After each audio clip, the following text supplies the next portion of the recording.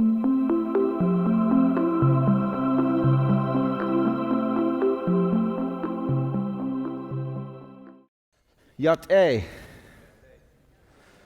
Mark Charles Yinashia. Sin beked nan the shlin to toy glini bashas jean. Sin beked nan bashas che do to the cheatney bashanella. It's an honor to be here. I am so grateful that all of you have come out tonight.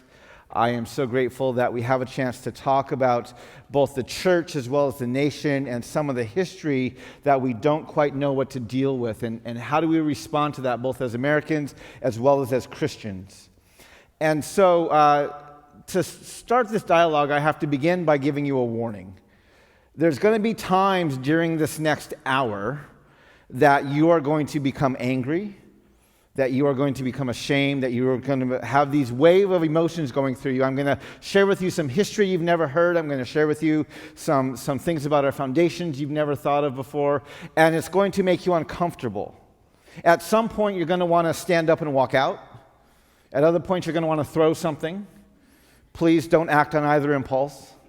But stay in the conversation, stay in the dialogue. We're going to get to a better place. But to get there, we first have to go through some things that we don't quite know how to talk about. And as Americans, we actually have a fairly long list of things that we don't know how to talk about. So we don't know how to talk about Terrence Crutcher. We don't know how to bring that shooting, that dialogue into the public discourse. People start to squirm, it gets uncomfortable. We don't know how to talk about Colin Kaepernick. We're used to the angry black man. We don't know what to do with a successful, respectful black man who merely takes a knee every time he hears the national anthem. We don't know how to talk about that. We don't know how to talk about the Dakota Access Pipeline. We're not sure what to do about that. We want this economic development, and there's this gathering of over 200 native tribes, tens of thousands of people out in the middle of North Dakota who are blocking access to this economic development. We don't know how to talk about these tribes. The Multnomah, the Clackamas, the Talatins, Talalatans, the Molalla, Cat, Lament, and the Chinook. We don't know how to talk about these tribes. These are the tribes who lived here in the Portland area. The tribes who are removed, ethnically cleansed from this land so that white settlers could come in and move in here. We don't know how to talk about these things, and so we tend to just bury them underneath the dialogue, and we don't bring them into the national discourse. Now, the dialogue that we're going to have tonight, I want to frame around this theme of lament. And lament is something that we don't also talk much about in the American church. Because when we live in a nation that really believes in its own exceptionalism, there really is no space to lament. There's no space to think back and ponder the history and the past with a sense of regret or a sense of sorrow or a sense of anguish, because we have to continue to move forward, to progress, to move on to the next bigger and better thing. And so when I talk about lament, I actually like to go into the passage of Nehemiah. Now, we know there's a book of Lamentations, there's a whole book of lament, the Psalms have many laments in it. But the thing I like about this book of Nehemiah is it doesn't describe lament. It's not a story about a song of lament. It's actually a picture of lament. So in this book of Nehemiah, we have Hanai, one of the brothers, came from Judah with some other men, and Nehemiah questioned them about the Jewish remnant that survived the exile and also about Jerusalem. And they said to him, "Those who survived the exile are back in the province, are in great trouble and disgrace. The wall of Jerusalem is broken down, and the gates have been burned with fire." And Nehemiah's response to that is when he heard these things, he sat down and wept. This is a beautiful picture of lament. This is what lament looks like. I want you to keep this image in your mind, and we're going to come back to it a few times as we go through the rest of this lecture. But I want you to keep this picture of lament in your mind. Now, I want to start the lecture and I go all the way back to the first century. So in the first century, we had the church and we had the empire. They were completely separate. You joined the church through your baptism, through your confession, through your discipleship, and through your community. And when you joined the church, you knew that you were in direct opposition to the empire. You knew there was a good chance that you would be persecuted and maybe even killed for your membership in the church. Now, in the 4th century, Constantine became the emperor of Rome. And while he was emperor, he became a Christian. And he was so excited about this that he decided to Christianize Rome. He created a Christian empire. Now, if you read the teachings of Jesus, you recognize that he never talked about a Christian empire. In fact, when people came to him in the Gospels and wanted to make him king by force, he walked away. When he was standing before Pilate, he said, "My kingdom is not of this earth." So Jesus never had this notion of creating a Christian empire. In fact, the people of Israel were looking for a political savior, and Jesus was coming in a way that didn't match that. But Jesus was very adamant. He was not here to start to create a Christian empire. He was here to make disciples and to begin a church. And so Constantine creates this thing that Jesus never intended to create. And in doing so, he fundamentally changed and nearly killed the understanding of what it means to be the church. Now, instead of joining the church through your baptism, your repentance, your confession, your discipleship, now you are a member of the church because you were a citizen of the empire. So this created a problem, and in the 5th century, there was this challenge because the empire was doing what empires do. It was protecting itself, it was expanding its borders through the process of war. Now, a simple, plain text reading of Jesus' teachings doesn't allow that. So we need some theologians to come in and do a little bit of theological gymnastics for us to justify why this Christian entity can be engaging like the rest of the empires of the world. And Augustine comes along and saves the day and creates a just war theory, justifying why this Christian empire could be out fighting wars like every other empire. So over the centuries, the just war theory morphs into the Crusades. The Crusades are about both expanding the empire and about protecting Jerusalem. In the 13th century, the church, in the writings of the papal bulls, they began to create this new category of other, known as infidels. This was primarily used in reference to the Moors or to the Muslims. It was soon later applied to indigenous peoples, anyone who didn't worship the God of the Christian church. So now that we had this category of other, this infidel, now we didn't even need the just war theory anymore, because now you could go to war based on your theological grounds. Now you could go to war because you were fighting the other. And so it should not surprise us that in 1452, Pope Nicholas V wrote, "Invade, search out, capture, vanquish, and subdue all Saracens and pagans whatsoever. Reduce their persons to perpetual slavery. Convert them to his and their use and profit." This papal bull, along with others written between 1452 and 1493, collectively became known as what we call the doctrine of discovery. The doctrine of discovery is essentially the church in Europe saying to the nations of Europe, wherever you go, whatever lands you find not ruled by Christian rulers, those people are less than human, and the land's yours for the taking. This was the doctrine that allowed European nations to go into Africa, colonize the continent, and enslave the African people. They weren't fully human. This was also the doctrine that let Columbus, who was lost at sea, land in this new world that was already occupied by millions and claim to have discovered it. If you think about it, you cannot discover lands that are already occupied. If you don't believe me, leave your cell phones, your car keys, your laptops in front of you. I will come by and discover them for you. Clearly, that's not discovery. That's stealing. That's conquering. That's colonizing. Because to this day our nation refers to what Columbus did as discovery, it reveals the implicit racial bias of our country, which is natives aren't fully human.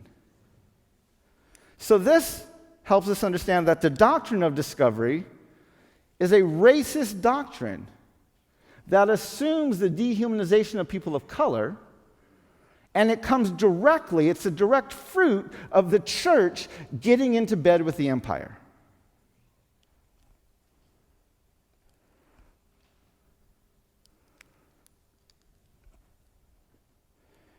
Now, a few 150 years later, the Protestant church, which didn't fully buy into the doctrine of discovery.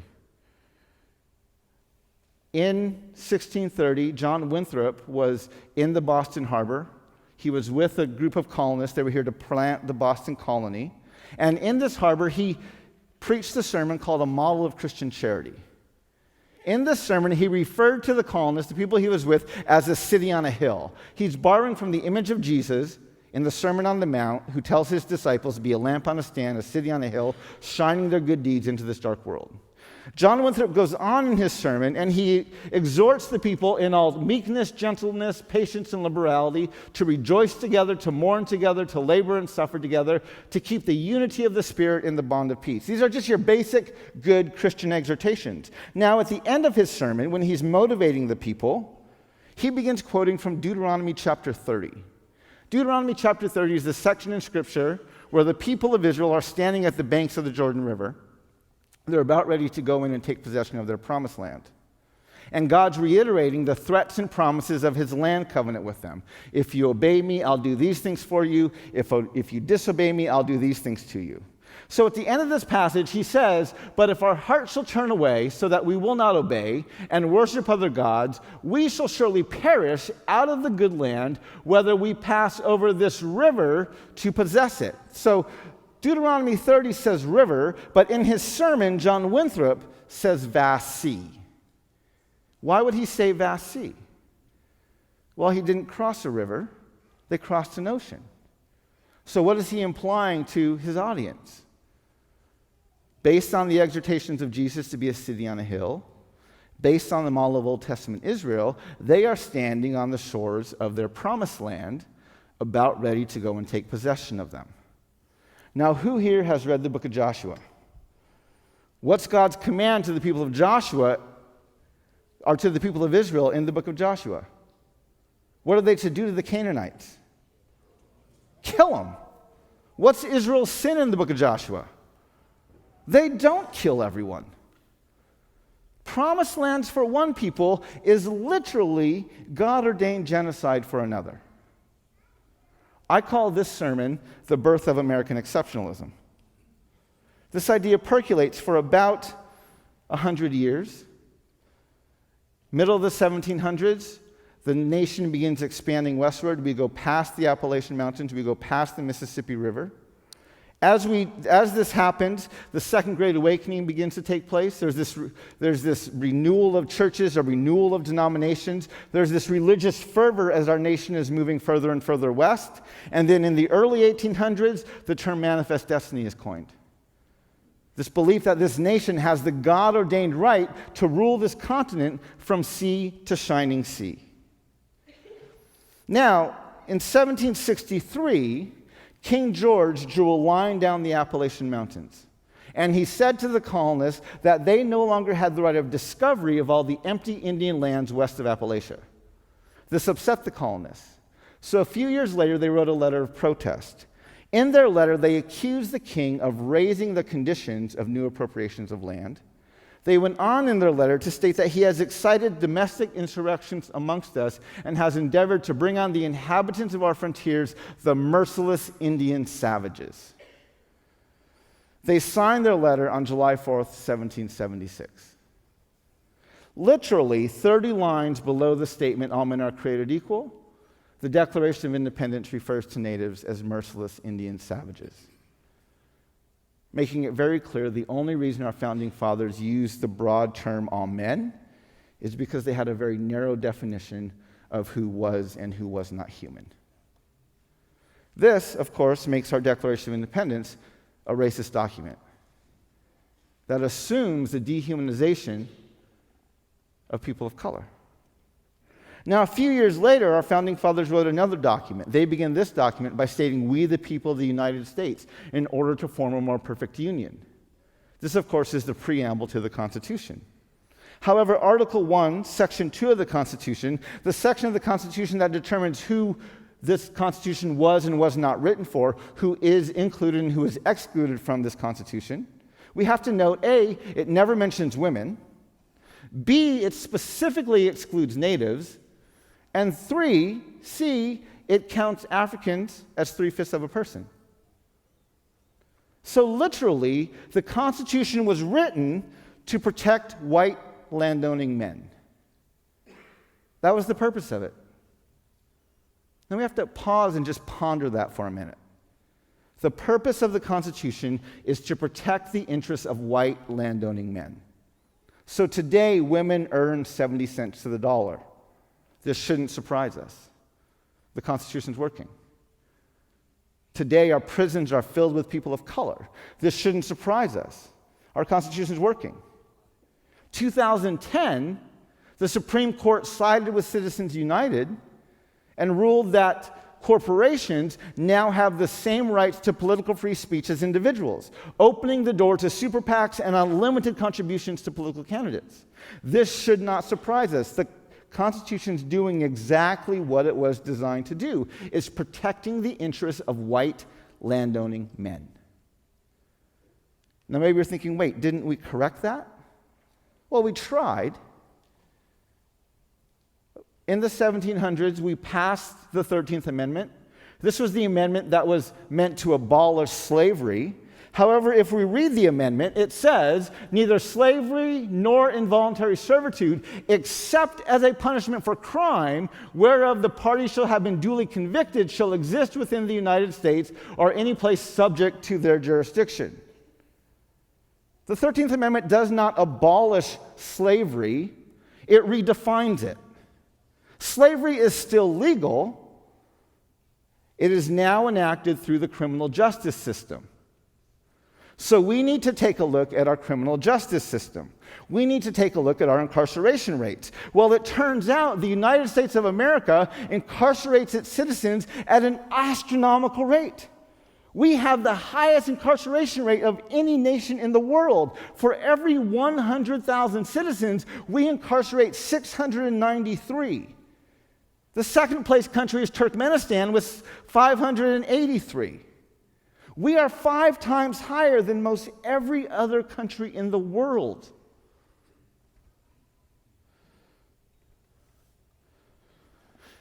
This statement was made a few years ago by Diego Arlene Morley, and he noted that there are more African American men in prison, jail, or on probation or parole than were enslaved in 1850. Now, there's some research done into this, and I found that in 1850 there were almost 873,000 male African American slaves over the age of 15. In 2013, according to the Bureau of Justice Statistics, there were 526,000 African American men serving time in state or federal correctional facilities. There were 877,000 African American men on probation, and there were 280 African American male parolees. That's a total of 1.683 million African American men under state and federal criminal justice supervision. That is 810,000 higher than were enslaved in 1850.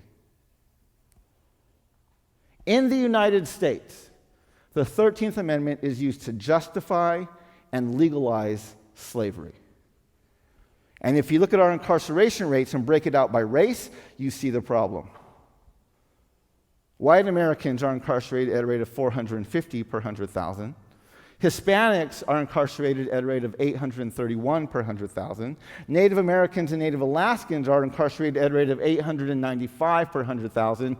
And blacks are incarcerated at a rate of 2,306 per 100,000. When you sum the three people of color groups, people of color are incarcerated in this country at a rate 3 times higher than white Americans.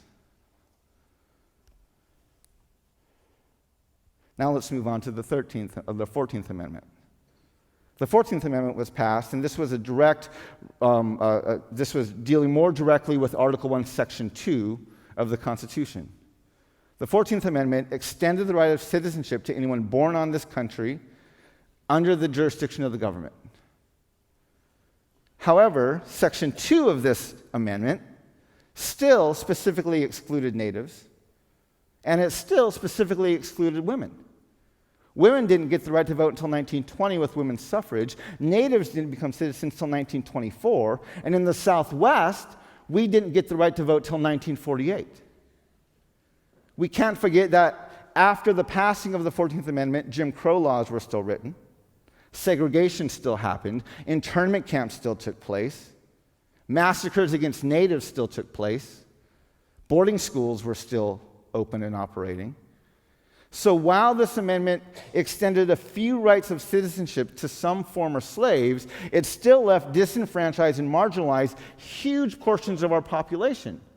And we forget that in 1970, this very same amendment, the 14th Amendment, was used in Roe versus Wade, which now concluded unborn babies weren't human, and therefore they could be aborted. What this demonstrates is at the heart of our Constitution, there is not a value for life. There's an assumption, there's a practice of dehumanization, and the value is actually for exploitation and profit. So this makes the Constitution of the United States a racist and sexist document that assumes the white landowning male has the authority to decide who is and who is not human. Now, a few years later, 1823, we had a Supreme Court case. This was Johnson versus McIntosh. It's two men of European descent that are litigating over a single piece of land. One of them got the land from a native tribe. The other one got the same piece of land from the government. They want to know who owned it. The case goes all the way to the Supreme Court. The court had to determine the principle that land titles were based on. So the court ruled that the principle for land titles was discovery that gave title to the government, by whose subject or by whose authority it was made, against all other European governments. And that title might be consummated by possession. They went on to reference the doctrine of discovery and concluded that natives who were here first but are less than human, we only had the right of occupancy to land, while Europeans had the right of discovery to the land and therefore the true title to it. This case, along with a few others during the Marshall Court era, created the legal precedent for land titles. Now, this precedent and the doctrine of discovery were referenced by the Supreme Court as recently as 2005. This, of course, makes the Supreme Court of the United States a systemically racist court that to this day has legal precedent based on the dehumanization of people of color. So now that we have a racist doctrine of discovery, we have a racist Declaration of Independence, a racist and sexist Constitution, and a racist and sexist Supreme Court, and we have a God-ordained right to commit genocide, now we have a bunch of history we've never talked about. So I want you to think about the 19th century. I made this graph about a year ago. I took the history of our nation from 1775 to 2016. Every year in blue is a year that I found our nation was in a declared state of war or armed military conflict against another nation or entity. Every year in red is a year I found that we were fighting against native peoples. Below is a list of wars we fought against natives just in the 19th century, or primarily in the 19th century alone. And if you look from 1811 to 1886, we were in almost a 75-year period of continual warfare against native tribes. We refer to the 19th century in our history books as our century of expansion. This was the century we added almost 30 new states to the Union. Well, clearly, this wasn't the century of expansion. This was the century of ethnic cleansing and genocide. It was during this century that we passed the Indian Removal Act. This was the act of Congress that allowed the military, in practice by force, to move tribes from their lands in the east to empty lands further in the west. This resulted in the Trail of Tears for the Cherokee, the Choctaw, the Chickasaw. This resulted in the Long Walk for the Navajo and the Hopi and the Zuni. All told, about a dozen or so tribes experienced forced relocations, and tens of thousands of people died as a direct result of these relocations. In 1862, we had the Dakota 38. This was the largest mass execution in the history of our nation. The day after Christmas, 1862, 38 Dakota men were hung in a military tribunal after a military tribunal which lasted only minutes for each of them, these legal court cases. Hundreds of settlers came out in Minnesota. They sang hymns and celebrated as these 38 men were hung by order of Abraham Lincoln. In 1864, we had the Sand Creek Massacre. We had about 150 to 200 Cheyenne and Arapaho men, women, and children. They were encamped over a hillside in Colorado. A U.S. Army led by a Methodist pastor came over the hill. The tribe was waving a white flag of surrender and an American flag to show they're there peacefully. The pastor ordered them all slaughtered. It was later reported that their genitalia were paraded down the streets of Denver. In 1879, we had the beginning of the boarding school. This was an act of the U.S. government to forcibly assimilate natives to Western European American culture. Children were taken out of their homes. They were raised in military-style boarding schools. They were punished for speaking their languages. They were punished for practicing their culture. The stated goal of the boarding schools was to kill the Indian to save the man. Many of these schools were run by churches, and the stories of abuse, sexual, physical, mental, verbal, that took place in these boarding schools literally makes you sick to your stomach. The last of these boarding schools didn't close until the 1970s and 80s. In 1890, we had the massacre at Wounded Knee. This is a bit more famous battle. About 350 Native warriors and others were killed in a single day at Wounded Knee. We teach a little bit more about this in our history books. What we don't talk about is that our Congress gave 20 Congressional Medals of Honor to the U.S. soldiers who participated in this massacre. To date, every effort to have those medals rescinded has failed. I actually found a quote by John McCain in a newspaper in the UK arguing against their rescindment.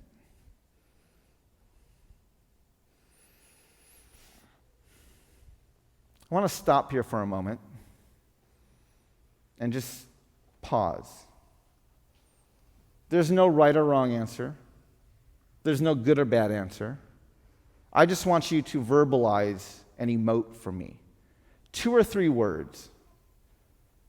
What emotions are going through your head right now? Shame. Disgust. Confusion. Heartbroken. Anger. Ignorance.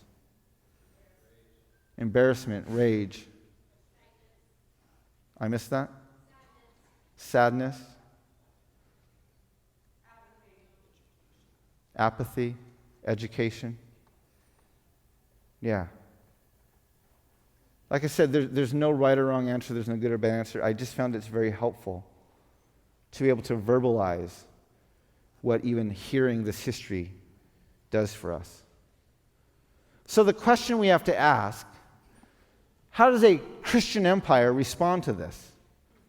What are we supposed to do? Well, maybe a Christian empire can apologize. December 19, 2009, Congress passed House Resolution 3326. This was a 2010 Department of Defense Appropriations Act, a 67-page bill laying out the appropriations for the DoD for 2010. Page 45, subsection 8113, is titled Apology to Native Peoples of the United States. What follows is this 7-bullet point apology. It mentions no specific tribe, no specific treaty, and no specific injustice. It basically says you had some nice land, our citizens didn't take it very politely, let's just call it all of our land and steward it together. This apology then ends with a disclaimer stating nothing in here is legally binding. To date, this apology has not been announced, read, or publicized by the White House or by Congress. So maybe apologies aren't necessarily in order for a Christian empire. Well, perhaps a Christian empire can confess its sin to a priest. Well, about a year and a half ago, we had a priest in town. Pope Francis came, and he actually spoke to a joint session of our Congress. Now, there was a lot of excitement about Pope Francis. He was a very prophetic person, willing to speak truth to power, willing to advocate for the least. There was a lot of anticipation of what he was going to say to our country. He had been in Bolivia just a few months earlier, and when talking about the indigenous peoples, he had used language of apology in talking about that. He was actually in Mexico about a year ago, and he again used language of apology to about the native indigenous people there. So there was this anticipation, what's he going to say to our Congress? And so in his speech to a joint session of Congress, he acknowledged the oppression, the violence, and the history against Native peoples. He acknowledged his respect and admiration for Native peoples, but he ended that section of his speech by telling our Congress, but it is difficult to judge the past by the criteria of the present. What does that mean? Don't worry about it. Don't worry about it. Yeah, there was violence. Yes, there was oppression. But it's difficult to judge the past by the criteria of the present.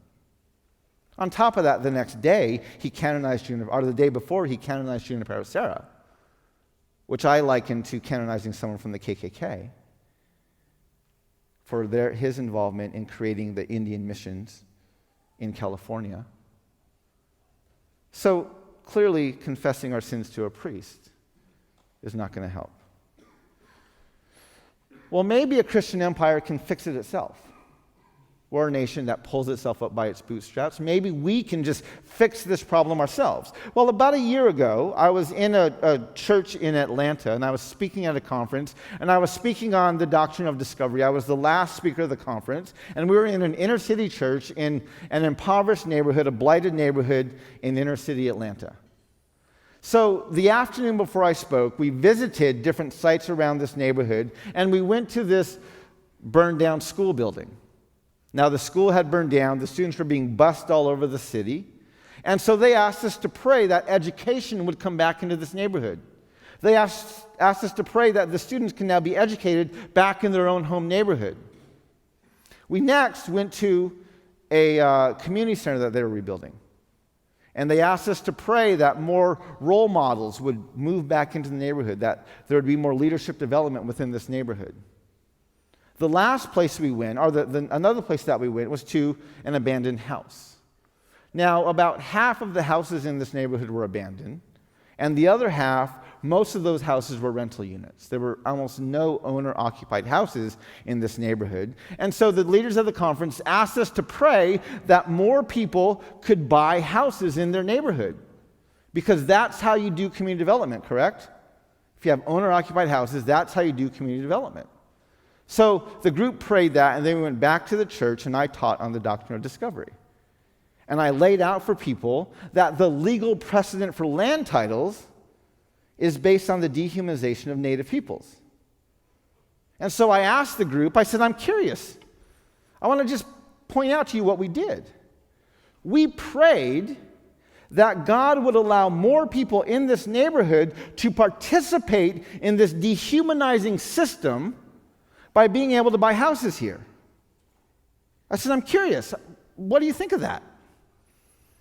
Well, we're mostly people of color here. It's hard for us to get jobs. We don't have access to loans. I said, no, that's not the question.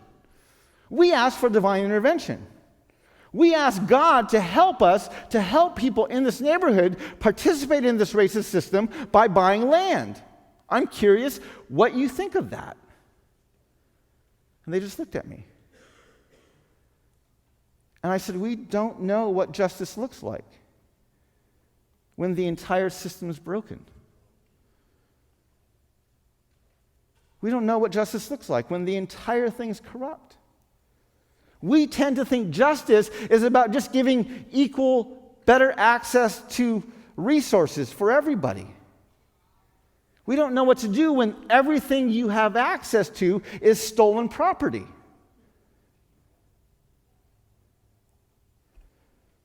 So maybe we can't fix it ourselves. How about lament? This is a good Christian practice. We see it throughout the scriptures. Maybe a Christian empire can lament. A good friend of mine, Seung-Chan Ra, he teaches on lament, and he says one of the components of lament is like a funeral dirge. You have a dead body in the casket. It's not going to come back to life. The only thing you can do is weep. The only thing you can do is mourn. Well, if you're really going to go to that dark place, and I think it's a beautiful image he gives, but if you're really going to go there, there has to be something. You have to have some light of hope. Otherwise, you'll just give up. So if I were to go to the American church and confront it with its sin of genocide, slavery, racism, sexism, all the things that we've just gone through, and ask the church to lament, the church is going to look for some place to find hope. And so most of the church is going to end up going to the book of 2 Chronicles. So the book of 2 Chronicles says, if my people who are called by my name will humble themselves and pray and seek my face and turn from their wicked ways, then I will hear from heaven, I will forgive their sins and what? Heal their land. Well, guess what? You're not God's chosen people. And North America isn't your promised land.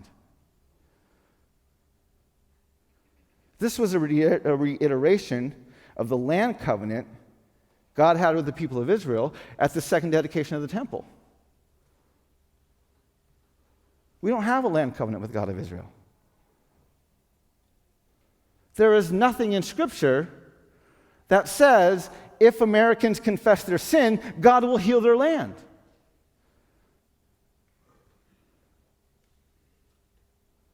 The United States of America is not rich and powerful because of God's blessing. We're rich and powerful because we're systemically racist and inherently unjust.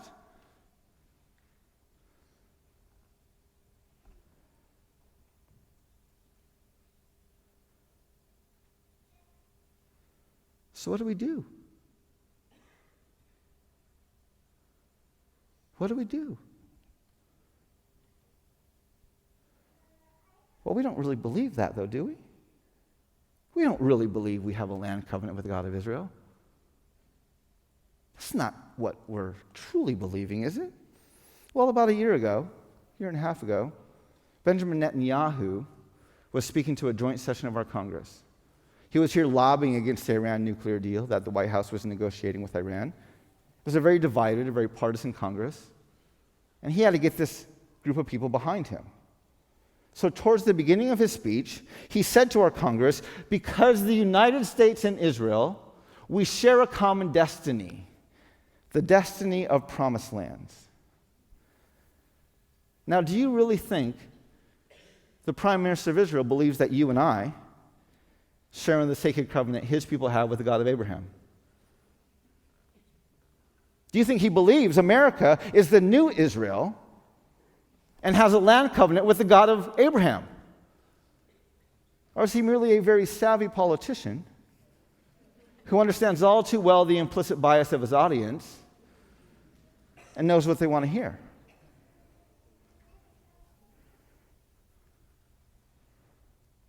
There is no such thing as a Christian nation.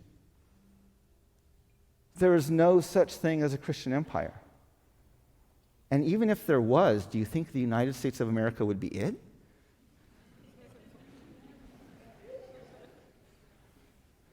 So maybe we can't lament. Maybe we're asking the wrong question. Maybe instead of asking what a Christian empire should do, maybe we should be asking the question, what is the bride of Christ supposed to do? Because Jesus didn't come to create an empire, he came to plant a church. He came to make disciples. So maybe we have to change the question, say, what does the bride of Christ need to do? Well, the first thing the bride of Christ needs to do is get out of bed with the John she's been sleeping with.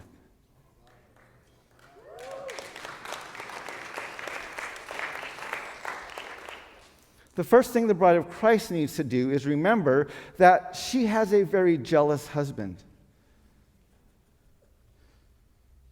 And we need to get out of bed. There's no such thing as a Christian empire. It doesn't exist.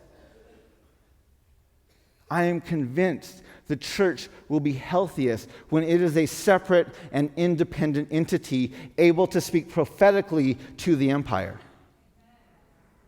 I'm also convinced that the church or the nation will be a healthier nation when it has a separate and independent church speaking prophetically to it. So how do we stay in bed with the empire? Well, one of it is through our 501c3s, right? How many of our pastors are afraid to talk about politics because they don't want to lose their tax-deductible status? This is one way our John keeps us in bed with them. We have to begin to think differently. We have to think the church is not supposed to be in bed with the empire.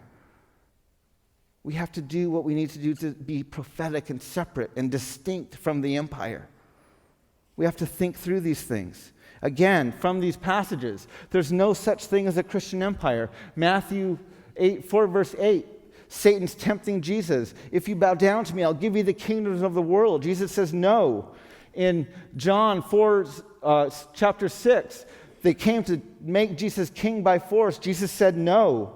At the end of the Gospels in John 18, he's telling Pilate, my kingdom is not of this world. There is no such thing as a Christian empire. It doesn't exist. So we have to get out of bed with the empire. The second thing that we need to do as a Christian, as a bride of Christ, is we can lament. The empire can't lament. The bride of Christ can lament. I love this image that I'm writing a book on the doctrine of discovery. It's called Truth Be Told. My co-author is Seung-Chan Ra, and he just published this book about a year and a half ago called A Prophetic Lament. And he gives this beautiful image of lament as being at a funeral dirge, which I described earlier. The church can go into this type of lament. The church can begin looking at these types of things. The church can go to those dark places and trusting that God's going to be there. But the church, we have to find a different place of hope. Remember, our hope is not in the land covenant that the people of Israel had with the God of Abraham. So we have to look at where else we can find our hope. And we have to realize that we've been taught as American Christians to read Scripture completely backwards. We read the Scriptures and put ourselves in the place of Israel. We're not Jewish. We are the pagans in this narrative. So the hope of the American church comes from the fact that God was willing to negotiate with Abraham over the fate of Sodom and Gomorrah. The hope of the America church is the fact that God pulled Rahab out of Jericho before he destroyed the city. The hope of America comes from the fact that God of his own desire said to Jonah, I want to have mercy on Nineveh, go and prophesy to them. The hope of America does not come from a covenant with God. The hope of America comes from the character of God. And that's much harder to get your finger on. It's much harder to get your finger on. Confessing the sins of our nation will not be safe. We don't have a land covenant. There is no guarantee. If one of you as a child, or if one of you as a parent, if your child stole a bike, and they came to you and said, Mom, Dad, I feel horrible, I stole this bike, who lets them keep it? Confessing the sins of our nation, confessing the sins of our church will not be safe. Our hope doesn't come from a covenant with God, it comes from the character of God. I love how C.S. Lewis puts this in his book, The Lion, the Witch, and the Wardrobe. Have you read this book? So the kids, they've gone through the wardrobe, they're in Narnia, it's always winter, never Christmas, never spring. They've lost their brother to the White Witch, they've met the beavers, they've walked through this winter wonderland. They're sitting at the beaver's house and they're hearing about this character Aslan, who apparently is on the move and is going to make some changes.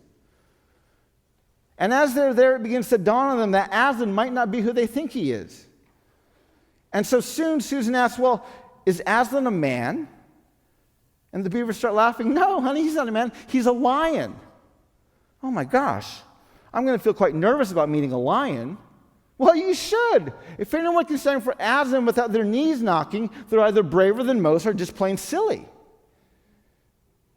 And then Susan says, well, is he safe? No, he's not safe. He's a lion. But he's good. He's good. Confessing the sins of our nation will not be safe. But our hope is that God is good. Our hope doesn't come from a covenant with God. Our hope comes from the character of God. Many, many American Christians take some kind of eternal hope from the fact that they think they live in a Christian nation. I can tell you something, God's not going to check your passport. He doesn't care. We're going to be there standing along North Korean Christians. We're going to be standing next to communist Christians. We're standing next to Christians from all over the world. We are not covered. We are not judged differently because we live in a Christian empire. Our hope, our security comes from one thing and one thing alone, which is the blood of Christ. We have to remember that. We have to cling to that. It's the blood of Christ that will let us lament. It's the blood of Christ that will allow us to weep over our sin. It is the blood of Christ that will allow us to confess the sins of our nation and the sins of our church. The blood of Christ and nothing else. The third thing that the church can do, how am I doing on time here? We have a lot to get through here. So the third thing the church can do, and this is what I want to spend the rest of our time talking about, is can actually have a dialogue on race. If the church actually goes through a process of lament, we can begin to have a dialogue on race. So many nations have actually dealt with histories much like ours through a process called truth and reconciliation. South Africa had one after the fall of apartheid. Rwanda had one after the fall, or after a bloody civil war. Canada just had one after an expensive lawsuit over boarding schools. But the first thing we have to do, if we're going to talk about truth and reconciliation, we have to recognize that we actually don't have a history of America. We teach a mythology of America. The mythology of America is that we're a Christian nation, we have a legacy of discovery, we have equality for everyone, we're a nation of expansion, we're an exceptional nation, and liberty and justice is for everybody. This is the mythology of America. Let me show you how deep this mythology runs. Who here has been to the Lincoln Memorial? Okay, who here has been to the museum? Keep your hands up. Who has been to the museum at the base of the Lincoln Memorial? So at the base of the Lincoln Memorial, there's a museum, and on the wall there are plaques. And each wall has a different legacy, a different segment, talking about different parts of President Lincoln's history. And one wall is his writings and his sayings about the Union. And on this wall, on a plaque about the size of a door, about 2.5 feet wide, about 3 or 4 or 5 feet tall, is this plaque. And on this plaque, it says, "I would save the Union. My paramount object in this struggle is to save the Union. It is not to save or destroy slavery. If I could save the Union without freeing any slave, I would do it. And if I could save it by freeing all the slaves, I would do it. And if I could save it by freeing some and leaving others alone, I would also do that." There is a plaque at the base of the Lincoln Memorial, etched in stone, that literally says, according to Abraham Lincoln, black lives don't matter. We don't teach the history of America, we teach the mythology. In place of dehumanization, we say discovery. The equality we love to talk about is only for a select few. Our expansion is a code word for ethnic cleansing. Our exceptionalism is how we cope with our genocide. And the liberty and justice we love to trumpet, it only exists for white landowning men. We teach a mythology, we don't teach a history of the United States of America. Now, there's a quote by an Aboriginal leader named George Erasmus, and he says, where common memory is lacking, where people don't share in the same past, there can be no real community. If you want to build community, you have to begin by creating a common memory. This quote gets to the heart of our nation's problem with race. We don't have a common memory. We have a dominant culture that has a memory of discovery, expansion, opportunity, and exceptionalism. And we have communities of color that have the lived experience of stolen lands, broken treaties, slavery, ethnic cleansing, Jim Crow laws, segregation, boarding schools, internment camps, and there's no common memory.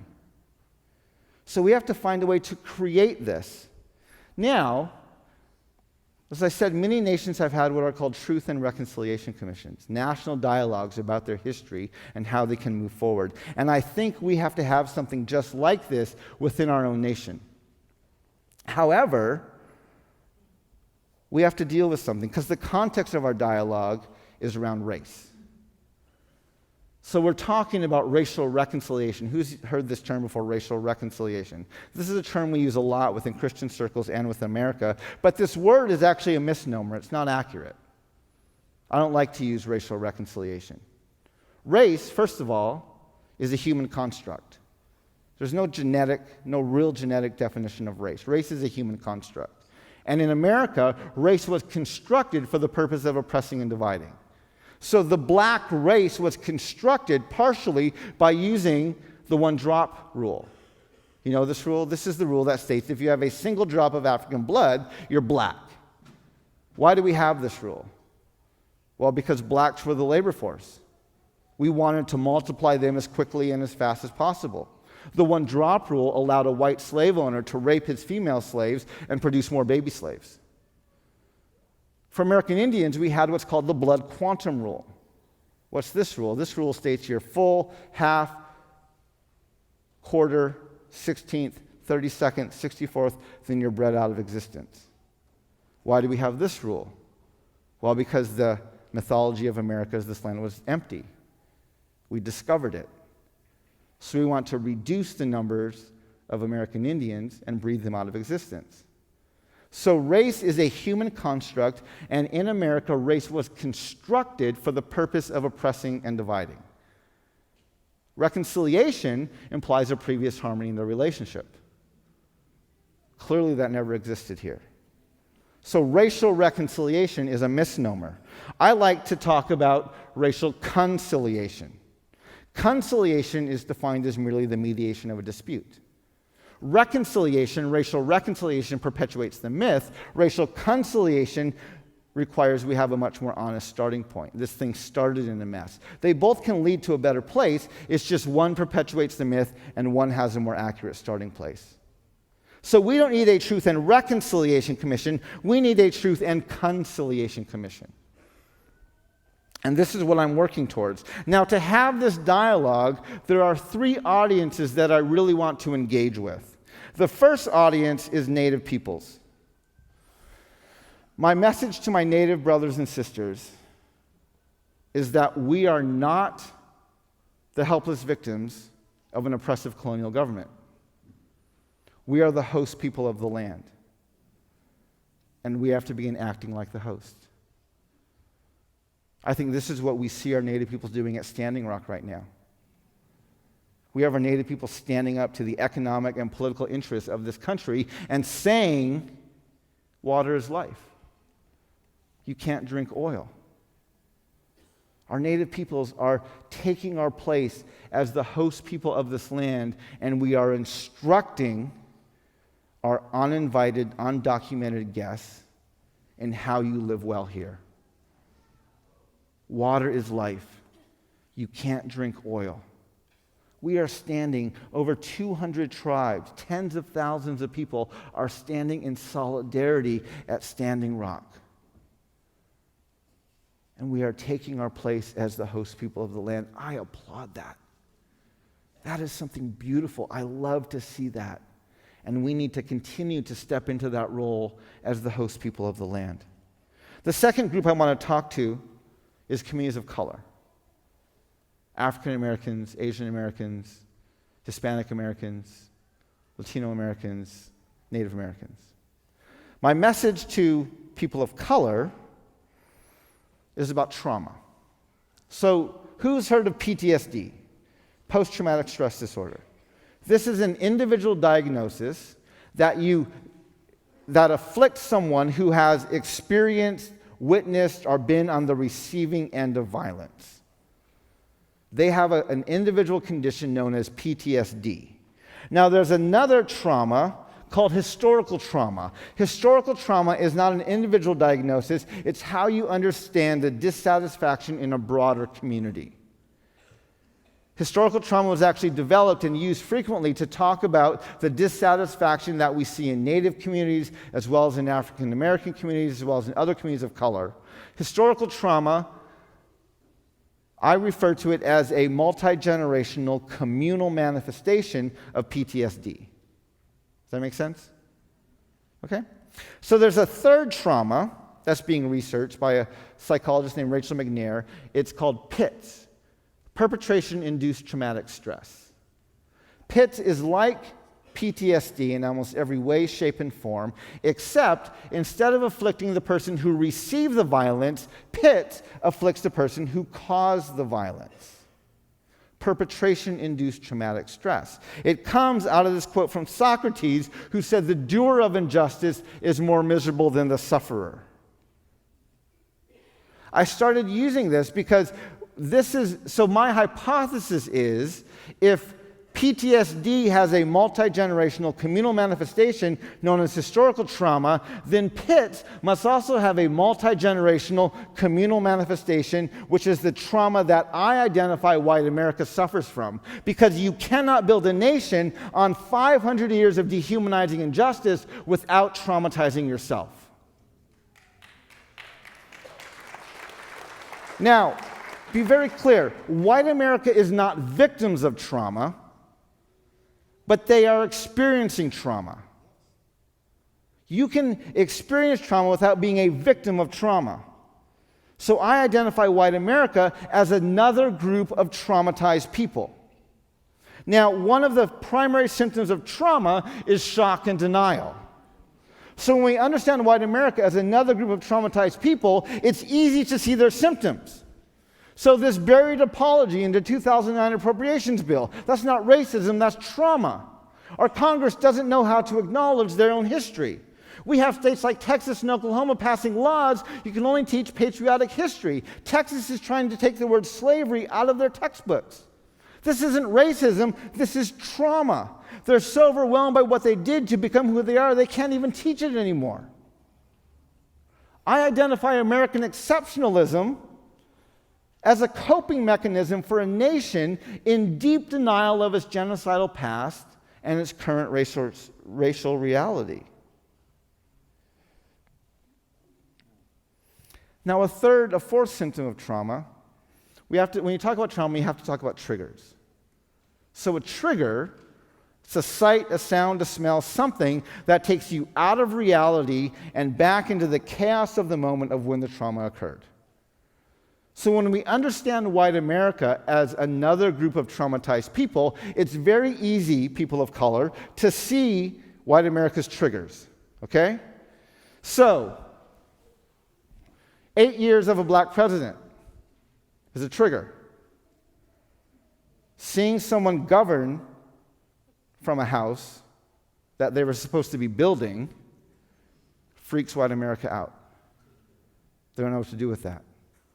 Without 8 years of President Obama, we never get Donald Trump. It just doesn't happen. Any sort of national dialogue on gun control is a trigger. White America can't have this conversation without screaming at each other. I identify ISIS as a trigger. Why is ISIS a trigger? Well, they're a group of religious zealots ethnically cleansing a land to set up their own pseudo-religious empire. Who does that sound like? That's us. This is why Paris gets bombed and white America made it all about them. That reflection freaks them out. They don't know what to do with it. Standing Rock is a trigger. When you have a nation built on the extinction of an entire people group, when that group of people begin to come together in solidarity, even if it's only for the point of ceremony, prayers, and nonviolent protest, that's terrifying. It's a trigger. White America is a deeply group of traumatized people. Now, I'm not trying to convince white America they're traumatized. I'm trying to convince people of color that white America is traumatized. Why? Because as people of color, we know the trauma of our own community. We know our inner cities, we know our reservations, we know these places are hurting and in pain and a mess. The problem is we tend to think white America came out of the same history unscathed. And so because of that, we think they can fix it.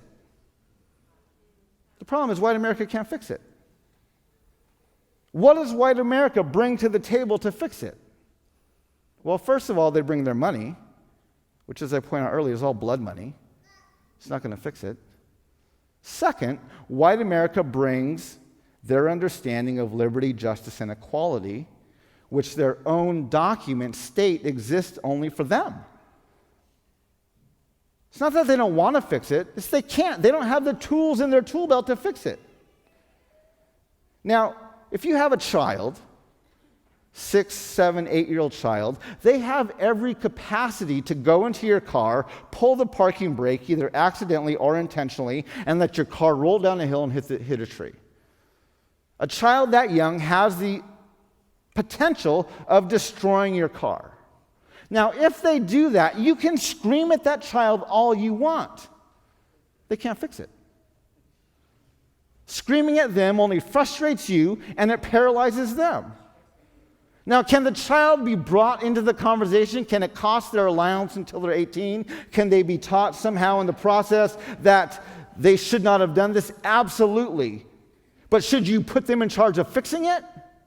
No, you'd be an idiot. White America can't fix it. Now, they have to be in the dialogue. In most racial dialogues, white America is either racist or they're fragile. Neither one of those are helpful. If white America is racist, if you're racist just because you're white, there's no room for them in the conversation. If white America is fragile, we have to walk around them on eggshells, make them the center of attention. That's not helpful either. That's why I love the image of trauma. When you deal as a psychologist or as a counselor with a traumatized person, and they begin freaking out over something, some trigger happened, and they begin freaking out, you actually want to use that. They're struggling from this shock and denial. There's a disconnect between their emotional state and reality, and their trigger is making a connection even though it's not a logical one. So you don't want to minimize that. You want to build on that. Okay, what's going on? What's happening? Why are you acting this way? What's bringing this out in you? You want to minimize it. You want to build on it. Now, maybe during that session, the patient is screaming at you and yelling at you and calling you names. Well, you let that bounce off. Why? Because you know they're not freaking out at you. They're freaking out because their world's coming crashing down. You're not going to get in there and mix it up with them. You're going to try to build on this, work on this, use what's triggering them to help them get to a healthier space. And at the end of the hour, you're going to say, okay, we're done. We'll come back next week. I have to have lunch. I'm meeting my wife. I'm going to go see my children. This whole thing isn't all about you. You can stay and pay for another hour. Not to pay double. But we have to move on. We'll come back next week and deal with this some more. We have to understand white America is another group of traumatized people. In most racial dialogues, we have white America up here and people of color down here, and people of color are trying to get up here to get into the conversation. I'm convinced we have to have this conversation eye to eye, peer to peer, but by using the understanding that white America is another group of traumatized people, what I'm doing is I'm bringing them down to the cesspool the rest of us live in. We're still having this conversation as peers, it's just we're having it down here, in this cesspool of trauma that all of us are living in. We're all equals. We're all traumatized. We have to find a way to deal with it. The third audience I'm trying to engage with is the church. And I want to do you mind if I go? I have about 10 more minutes of some stuff I want to get through, and then we'll have some time for Q&A. Is that okay with people? If I go with this? Okay. So we can't talk about all of this without talking about the last 18 years of our lives. We have to find some way to bring this in. And my last group I want to talk to is the church. And I want to talk about this last political season where we elected a new president who promised to make America great again. And the church, white evangelicals, voted 81% for this person. And 60% of white Catholics voted for this person. Now, I want to help you understand, I'm not coming at this from a partisan point of view. And I want to share this story with you. So during the election, as I listened to both Donald Trump and Hillary Clinton, this was my critique throughout the entire election year. So Donald Trump was promising that he was going to make America great again, correct? What was Hillary's response? How did Hillary respond to that? She said America's great already, correct? America's always been great. So they both agree that our past, everything I've just talked about, is great. I have a problem with that. At the Democratic National Convention, Cory Booker, African-American senator from New Jersey, he stood on the main stage endorsing Hillary Clinton, and he said in his speech, he acknowledged the word savages in the Declaration, he acknowledged that women and natives were excluded from the Constitution, and he acknowledged the Three-Fifths Compromise. But he ended that section of his speech by saying, but these things do not detract from our nation's greatness. Like, what is your definition of great? So, the problem with this last election, I would say, is that Donald Trump understood what made America great, which was explicit and systemic racism and sexism. And he said, let's bring that back. Hillary responded by saying, we've always been great. The challenge with Hillary was not Donald's antithesis. Donald said, make America great again. Hillary said, America's always been great. Donald said, let's be explicitly racist. Hillary said, let's just keep our racism implicit. The dialogue we had this last election cycle was not a racist, anti-racist dialogue. It was, do we want Donald Trump to work to make our nation explicitly racist again, or do we want Hillary to work to keep our nation's racism implicit? And that dialogue freaked us out. Because since the Civil Rights Movement, we've grown very uncomfortable with explicit racism, but very comfortable with implicit racism. So, I actually had to speak at Wheaton College the day after the election. I went to bed that night completely ready to critique the fact that our nation just elected a president who was implicitly racist. I woke up to a shock. I had to rewrite my whole talk on the plane to Chicago that morning. So I want us to think through, how do you campaign to a traumatized white America? How do you do that? Well, you start by bragging about your leading role in the birther movement and how you publicly humiliated the black president of the United States of America on the global stage by forcing him to show his birth certificate. At your opening campaign event, you brand Mexicans as rapists and murderers, and you pledge to build a wall to keep them out that they're going to pay for. You propose a ban on all Muslim immigrants to the U.S., even though, or after a major terrorist attack. And even if you're caught stating that your celebrity and fame gives you the right to sexually assault women, you don't worry about it, because it's probably not going to cost you a vote anyway. Now, the church overwhelmingly voted for this candidate. 61% of white Catholics, 81% of white evangelicals, and they voted for him primarily for two reasons. And I think this quote I found from him on CBN helps us understand why we voted for him. He was asked on the Christian Broadcast Network on October 27, 2016 about the evangelical vote. And Donald Trump said, we're doing very well with evangelicals. And if they vote, we're going to win the election. And we're going to have a great Supreme Court, and we're going to have religious liberty, because religious liberty, let's face it, I saw a high school football coach the other day, and they were praying before the game. You know, they were going into combat, they're in the locker room praying, and I think they're going to fire him. And you know, they suspended him. I think they want to fire him. Who ever heard of a thing like that? And I always say to you, we're going to be saying Merry Christmas again, but the truth is, religious liberty is under tremendous stress. Now, I've traveled the country in the last year and a half. I've spoken to conservative and liberal Christians. I've spoken in audiences all over the country, and I've come to conclude that this actually is a fairly accurate statement. There are primarily two reasons why evangelicals voted for Donald Trump. The first was the Supreme Court and pro-life, and the second was religious liberties. So we have to think through this. Now, I am avidly pro-life.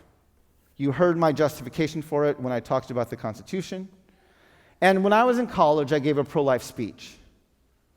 And I got chewed up and spit out by my classmates.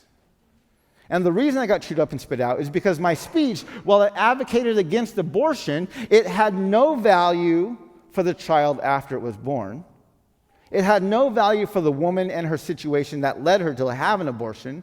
It had no value for the people who were employed in the industry that provided women's health care.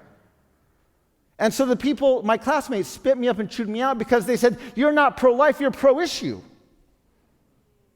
And I realized that's true. I wasn't pro-life, I was pro-issue. And I looked at the church around me, and most of the church was in the exact same place. They were not pro-life, they were pro-issue.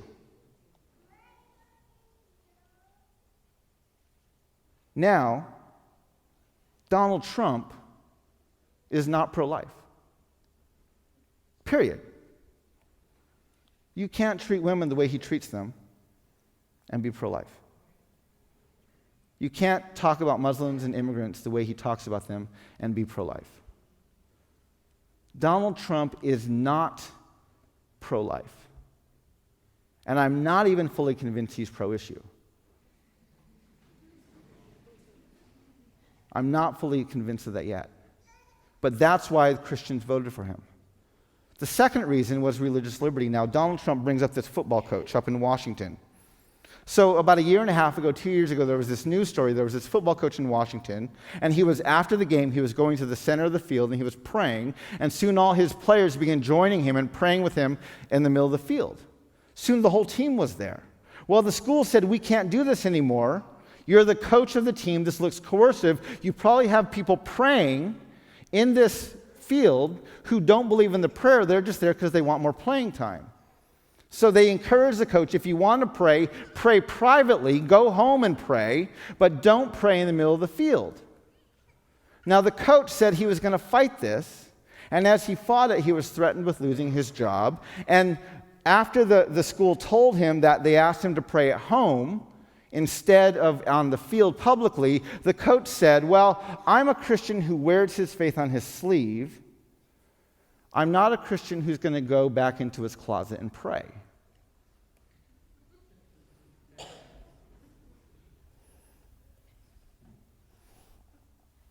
What does Jesus say about that? But before all of this, let me go back. Where is it? "And when you pray, do not be like the hypocrites, for they love to pray standing in the synagogues and on the street corners to be seen by others. Truly, I tell you, they have received their reward in full. But when you pray, go into your room, close the door, and pray to your Father who is unseen. Then your Father who sees what is done in secret will reward you." Now, the other question we have to ask is, how does Jesus feel about religious liberty in the first place? Well, let's read this other passage. "Before this, they will seize you and persecute you. They will hand you over to synagogues and put you in prison. You will be brought before kings and governors, all on account of my name. And so you will bear testimony to me. But make up your mind not to worry beforehand about how you will defend yourselves, for I will give you words and wisdom that none of your adversaries will be able to resist or contradict. You will be betrayed even by parents, brothers and sisters, relatives and friends, and they will put some of you to death because everyone will hate you because of me. but not a hair on your head will perish. Stand firm, and you will win life.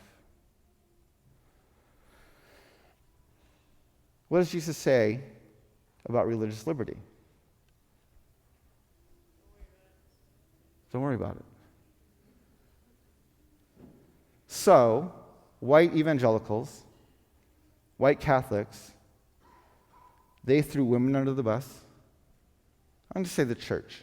We threw women under the bus. We threw Muslims under the bus.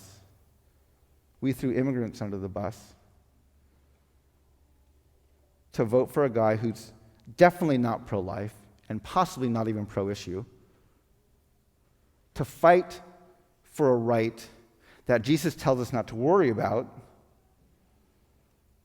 and that will give us the opportunity to pray in public in a manner that absolutely ensures that God's not going to hear us in the first place. What are we doing? Do we not read our Bibles? Do we not know Jesus? Do we not think he was serious? What are we doing?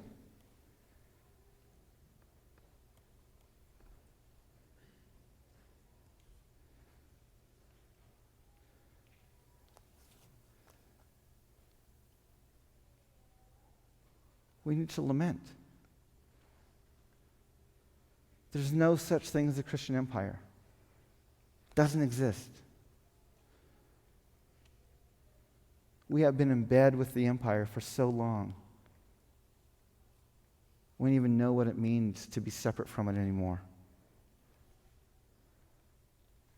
If the church is going to take place in a national dialogue on race, if the church is going to take place in a truth and reconciliation commission, the church has to go through a period of lament.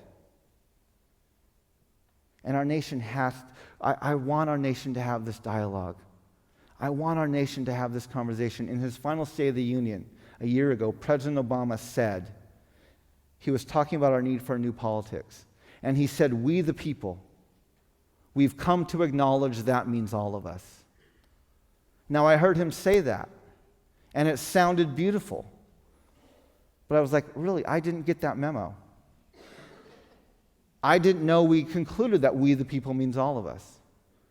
Our founding fathers didn't mean that. Abraham Lincoln didn't mean that. The 13th and 14th Amendments didn't mean that. The challenge is there's never been a point in our nation's history when we've concluded collectively as a nation that we the people means all of us. That's the conversation we need to have. We have to make that decision. Do we want to be a nation where we the people means all of us? Or do we want to be a nation where we the people means white landowning men?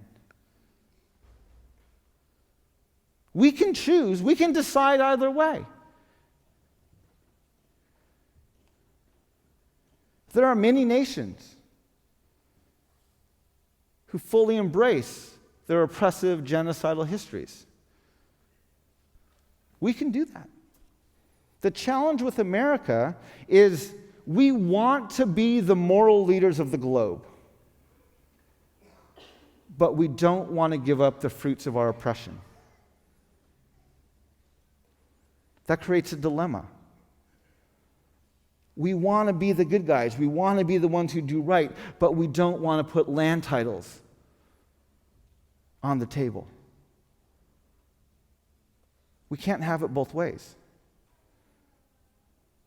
We're either a nation where we the people means all of us, and if that's the case, we have to go back and rethink and rework our entire foundations, or we just have to start to acknowledge we are an oppressive, colonial, genocidal nation that doesn't give a rip. That's the conversation we have to have. A national dialogue on race. And we have to decide, what do we mean when we say we the people? What do we mean when we say all men? It sounds beautiful, but we have never made that decision. And that's the thing I'm working for. That's the thing we need, because I am absolutely convinced that where common memory is lacking, where people do not share in the same past, there can be no real community. If we want better community in this nation, we have to start by creating this common memory. We need to have this dialogue, and we need to have it soon. We are imploding on ourselves. I'm actually shooting to have this dialogue. Shooting's not a good word. I'm hoping to have this dialogue in 2021. We have to have this soon.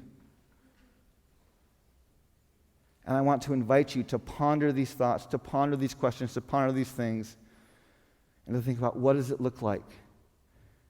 What can we do to work towards a country, a nation, even a church? Because even the church doesn't believe this.